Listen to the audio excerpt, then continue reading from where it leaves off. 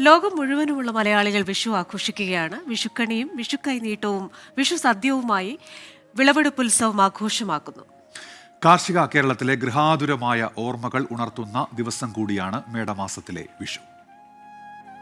ധാന്യവും കൊന്നപ്പൂവും വെള്ളരിക്കയും ചെപ്പും സ്വർണവും കണ്ണാടിയും വസ്ത്രവും കണിത്താലം.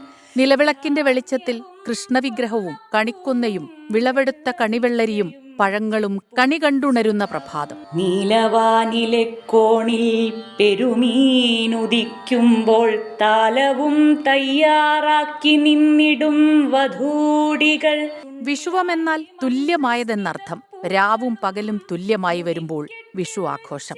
കണി കണ്ടും കൈനീട്ടം കൊടുത്തും വാങ്ങിയും പുതുവസ്ത്രങ്ങൾ അണിഞ്ഞും ഒന്നിച്ചിരുന്ന് സദ്യയുണ്ടും വിളവെടുപ്പുത്സവം ആഘോഷമാക്കുന്ന മലയാളികൾ. തേച്ചൊരുക്കിയ ഓട്ടുരുളിയിൽ അരിയും നെല്ലും അലക്കിയ മുണ്ടും പൊന്നും വാൽക്കണ്ണാടിയും കണിവെള്ളരിയും കണിക്കൊന്നയും പഴുത്ത അടയ്ക്കയും വെറ്റിലയും കൺമഷി ചാന്ത് സിന്ദൂരം നാരങ്ങ കിഴക്കോട്ട് തിരിയിട്ട് കത്തിച്ച നിലവിളക്കും നാളികേരപ്പാതിയും ശ്രീകൃഷ്ണന്റെ വിഗ്രഹവും വച്ചാണ് വിഷുക്കണി ഒരുക്കുക. കണിക്കൊന്ന പൂക്കൾ വിഷുക്കണിയിൽ നിർബന്ധം.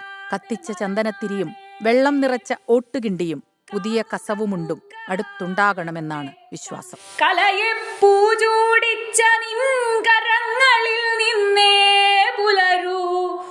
കണി കണ്ടതിനുശേഷം ഗൃഹനാഥൻ കുടുംബാംഗങ്ങൾക്ക് വിഷുക്കൈനീട്ടം നൽകുന്നു. ഓണം വിരിപ്പ് കൃഷിയുമായി ബന്ധപ്പെട്ടാണെങ്കിൽ വിഷു വേനൽ പച്ചക്കറി വിളകളുമായി ബന്ധപ്പെട്ടാണ് ആചരിക്കുന്നത്. വിഷുസദ്യയ്ക്ക് മുൻപായി നിലമുഴുതുമറിച്ച് ചാലിടിയിൽ നടത്തുന്നു.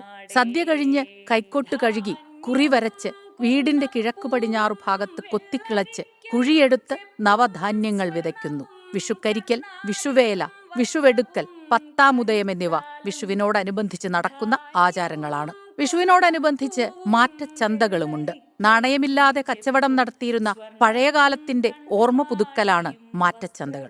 വിഷുവുമായി ബന്ധപ്പെട്ട് ഐതിഹ്യങ്ങളും പലതുണ്ട്. ശ്രീകൃഷ്ണൻ നരകാസുരനെ വധിച്ച ദിവസമാണ് വിഷുവെന്നും രാവണനുമേൽ രാമൻ നേടിയ വിജയമാണ് വിഷുവെന്നും അങ്ങനെ ഐതിഹ്യങ്ങൾ പലതും.